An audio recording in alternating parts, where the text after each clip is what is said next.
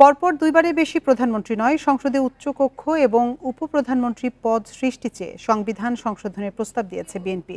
সকালে জাতীয় সংসদ ভবনে সংবিধান সংস্কার কমিশনের প্রধান আলী রিয়াজের কাছে লিখিত প্রস্তাবটি জমা দেন বিএনপি নেতা সালাউদ্দিন আহমেদের নেতৃত্বে 2 সদস্যের প্রতিনিধি দল।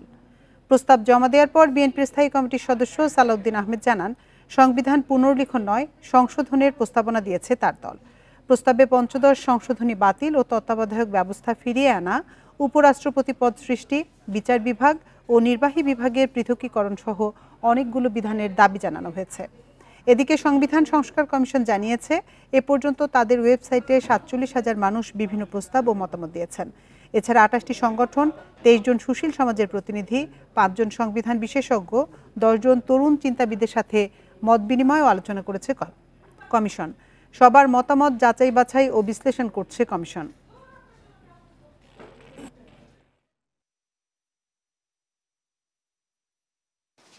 সংবিধান সংশোধনের প্রস্তাব করেছি আমরা ব্যাপক ভিত্তিক, যাতে এটা গণতান্ত্রিক সংবিধান সংশোধন হয় এবং জনগণের আকাঙ্ক্ষা পূরণ হয়।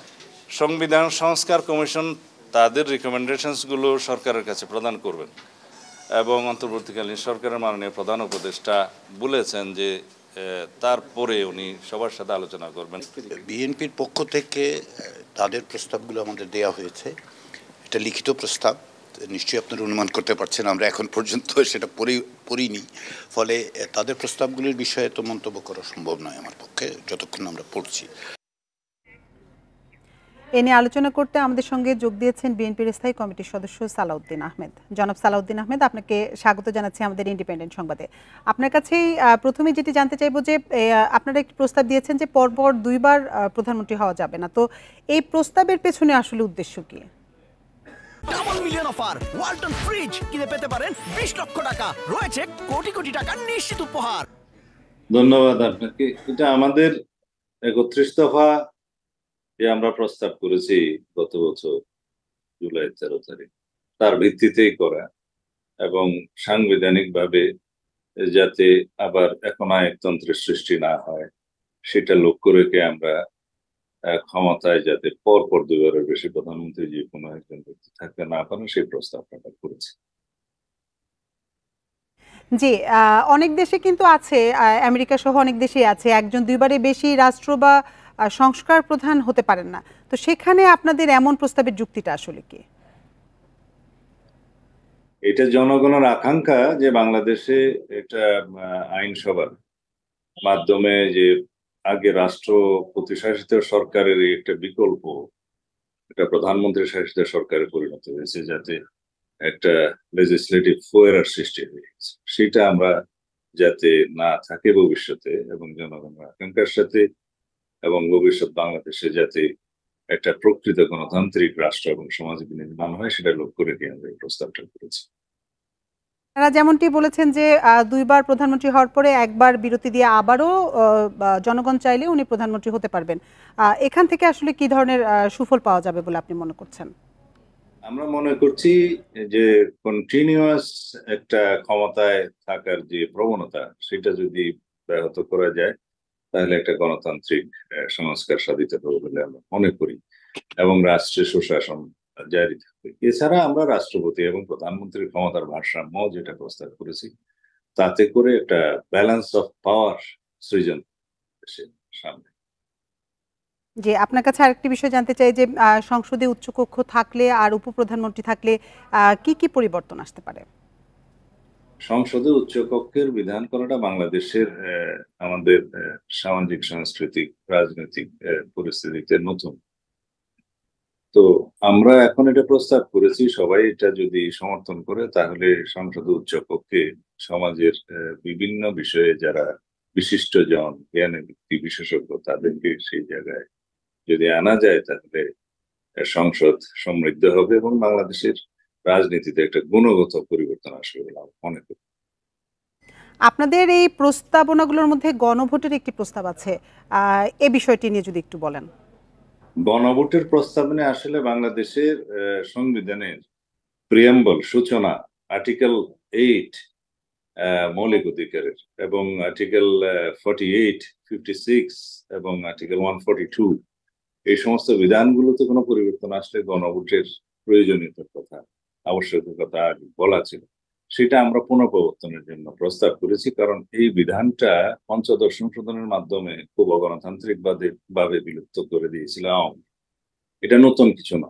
এই রেফারেন্ডামটা জনগণের কাছে যাওয়া, যখন কোনো সংবিধানের মৌলিক পরিবর্তন হয়, সেটা পৃথিবীর বহু দেশে আছে এবং আমাদের দেশে ছিল, আমরা প্রবর্তন করেছিলাম, কিন্তু আওয়ামী লীগ সরকার সেটা অবৈধভাবে অগণতান্ত্রিক ভাবে বিলুপ্ত করেছে। তারই পুনঃপ্রবর্তন চেয়েছে। জি, সালাউদ্দিন আহমেদ, আপনাদের তো ৬২টি প্রস্তাবনা আপনারা দিয়েছেন, তো সেখানে এই ৬২টি নিয়ে যদি আমাদের যেগুলো বেশি গুরুত্বপূর্ণ সেগুলো নিয়ে যদি আমাদের বিস্তারিত একটু বলেন। বিস্তারিত বলতে গেলে আমরা সংবিধানের প্রস্তাবনার একদম সূচনা থেকে শুরু করে প্রথম প্যারা এবং দ্বিতীয় প্যারা যে সমস্ত পরিবর্তন আওয়ামী লীগ করেছিল, তাতে করে বাংলাদেশের গণতান্ত্রিক রাজনীতির ক্যারেক্টার পরিবর্তন করে দিয়েছিল, যেগুলো আমরা ফিরিয়ে আনার জন্য পুনরায় পুনঃপ্রবর্তন চেয়েছি। আগের বিধানগুলো বহাল থাকবে, পঞ্চদশ সংশোধনের পূর্ব অবস্থা, এবং তারপরে আমরা প্রজাতন্ত্র, মৌলিক অধিকার, নির্বাহী বিভাগ, বিচার বিভাগ এবং আইন বিভাগ সহ নির্বাচন ব্যবস্থা সহ সমস্ত কিছুতে এবং তফসিল সহ সমস্ত কিছুতে আমরা ব্যাপক ভিত্তিক পরিবর্তন, আমরা সংশোধন চেয়েছি, যেগুলো আগে ছিল পঞ্চদশ সংশোধনের পূর্বে। এবং যে সমস্ত জায়গায় পঞ্চদশ সংশোধনে এখন যেটা সুপ্রিম কোর্টে, হাইকোর্টে এটা এখন বিচারাধীন আছে, সেই জায়গায় যদি হাইকোর্টের এই মামলায় যদি অনেকগুলোই আমরা আশা করছি যে পঞ্চদশ সংশোধনের গুলা অবৈধ ডিক্লেয়ার হবে বলে আশা করছি, যেহেতু এটা বিচারাধীন, এর বেশি বলতে চাই না। এই সমস্ত জায়গাগুলো আমরা অ্যাড্রেস করেছি। তো তার মধ্যে দেখা যাবে যে ব্যাপক ভিত্তিক যেটা আমরা গণতান্ত্রিক সংস্কার হিসেবে বলতে চাই, তার মধ্যে নির্বাহী বিভাগ, বিচার বিভাগ এবং আইন বিভাগের মধ্যে বস্তুত মানে harmonious cooperation in between all the organs of the state, যেটা বলে আর কি, রাষ্ট্রের সমস্ত বিভাগ সমূহের মধ্যে একটা সুসম্পর্ক এবং একটা ভারসাম্য ক্ষমতার, এগুলো বজায় থাকবে। আর রাষ্ট্রের প্রধানমন্ত্রী এবং রাষ্ট্রপতির মধ্যে ক্ষমতার ভারসাম্য আমরা আনার জন্য অনেক প্রস্তাব করেছি। আমরা উপরাষ্ট্রপতির বিধানের জন্য প্রস্তাব করেছি, এবং উপরাষ্ট্রপতি পদ যদি সৃষ্টি হয়, তাহলে উচ্চ কক্ষের স্পিকার হিসেবে পৃথিবীর বিভিন্ন দেশে এই প্রভিশনটা আছে, স্পিকার হিসেবে দায়িত্ব পালন করতে পারবেন। এবং আরো অনেকগুলো আমরা যেগুলো করেছি জুডিশিয়ারির জন্য, সুপ্রিম জুডিশিয়াল কাউন্সিলের পাশাপাশি লোয়ার জুডিশিয়ারির জন্য একটা লোয়ার জুডিশিয়াল কমিশনের প্রস্তাব আমরা করেছি, যাতে অধস্তন আদালত সমূহের নিয়ন্ত্রণ পুরোপুরি স্বাধীনভাবে সুপ্রিম কোর্টের হাতে থাকে। তো এগুলো আমরা ব্যাপক ভিত্তিক প্রস্তাবনা করেছি। আর কিছু কিছু জিনিস যেটা আওয়ামী লীগ সরকার অবৈধভাবে তফসিলে অন্তর্ভুক্ত করেছিল, সেগুলো বিলুপ্তির জন্য আমরা প্রস্তাব করেছি। এত সংক্ষিপ্ত সময়ের মধ্যে সংবিধানের মধ্যে একটা বিষয়ে ব্যাপক সংস্কারের প্রস্তাবনা নিয়ে আলোচনা করা আমার মনে হয় সম্ভব হবে। আচ্ছা, আরেকটি বিষয় জানতে চাইবো যে এটার পক্ষে বিপক্ষে তো অনেক ধরনের মতামত আছে। সংবিধান সংস্কার কমিশনের ওয়েবসাইটেও প্রায় ৪৭,০০০ মানুষ বিভিন্ন ধরনের মতামত দিয়েছেন তাদের। তো আপনার কাছে কি মনে হয় একটি গ্রহণযোগ্য সংবিধান রচনা আসলে কতটা চ্যালেঞ্জিং? এটা চ্যালেঞ্জিং তো বটেই, তবে তত্ত্বাবধায়ক সরকার ব্যবস্থা ফিরিয়ে আনার ব্যাপারে তো সারা জাতির মধ্যে একটা ঐক্যমত আছে, গণভোট ফিরিয়ে আনার ব্যাপারে ঐক্যমত আছে, এবং সংবিধানের ক্ষমতার ভারসাম্য in between president and prime minister, সেই বিষয়েও মোটামুটি ঐক্যমত আছে। বড় বড় যে বিষয়গুলো, মৌলিক অধিকার এবং সংবিধানের যে পরিবর্তন করা যাবে না যে বিধানগুলো করেছিল, সেই বিষয়ে এগুলো ফিরিয়ে আনার ব্যাপারে ঐক্যমত আছে। যেমন আওয়ামী লীগ একটা বিধান করেছিল সংবিধানের আর্টিকেল 7A and B, যে এই সংবিধানে কেউ পরিবর্তন করতে পারবে না, প্রথম ভাগ, দ্বিতীয় ভাগ, তৃতীয় ভাগ, প্রিয়াম্বেল সহ। তো এইগুলা তো ভবিষ্যৎ পার্লামেন্টারিদের ক্ষমতা বাতিল করে দেয়া, সেটা অবৈধ। এগুলো আমরা চেয়েছি যে এগুলো বিলুপ্ত হবে। এগুলো অবশ্য পঞ্চদশ সংশোধনের যে মামলাটি বিচারাধীন আছে, তার মধ্যে এটা অন্তর্ভুক্ত আছে, এটা আদালতও বিবেচনা করবে বলে আমরা আশা করি। ইনফ্যাক্ট পঞ্চদশ সংশোধনের রায়, মানে মামলার রায় যদি হয়ে যায়, তার আগে অনেক কিছু কিন্তু ফয়সলা হয়ে যাবে। আমাদের সংস্কার প্রস্তাবনা, এখানে গণ আকাঙ্ক্ষার প্রতিফলন হয়েছে, এবং জনমানুষের ভবিষ্যৎ বৈষম্যহীন রাষ্ট্র বিনির্মাণের জন্য যে আকাঙ্ক্ষা বর্তমানে সৃষ্টি হয়েছে, এবং ভবিষ্যতে একটা সমৃদ্ধশালী এবং সাম্যের ভিত্তিতে আইনের শাসনের বাংলাদেশ প্রতিষ্ঠার জন্য আমরা যা কিছু প্রয়োজন মনে করেছি আমরা সেগুলো প্রস্তাব করেছি। অবশ্যই এগুলা নিয়ে পরে আরো আলোচনা হবে, রিকমেন্ডেশনস গুলো যখন সংস্কার কমিশন প্লেস করবে। আমরা আশা করি আমাদের অধিকাংশ প্রস্তাবনা তারা বিবেচনায় নেবে। ছোট্ট করে একটি বিষয় জানতে চাইবো যে আপনারা তো সংস্কারের মাধ্যমে একনায়কতন্ত্র প্রতিরোধ করতে চাচ্ছেন, এ ব্যাপারে আসলে আপনারা কতটা আশাবাদী? আমরা অবশ্যই আশাবাদী, কারণ বাংলাদেশের আগামীর বাংলাদেশ কিন্তু বাংলাদেশের গণমানুষের মধ্যে একটি আকাঙ্ক্ষার সৃষ্টি হয়েছে।